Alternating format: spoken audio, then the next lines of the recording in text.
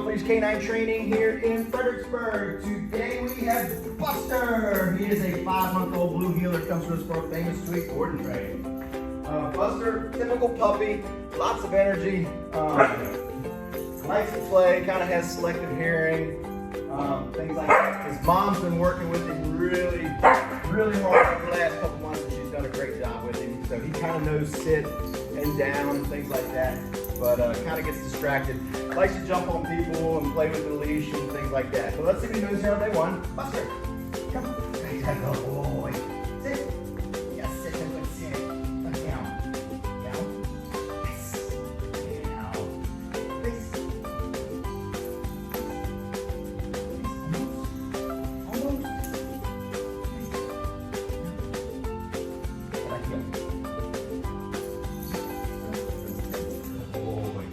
Like I said, fundamentals are there. We're going to work on honing everything over the next couple weeks, getting him working around actions and things like that, and check back in on his progress. Buster.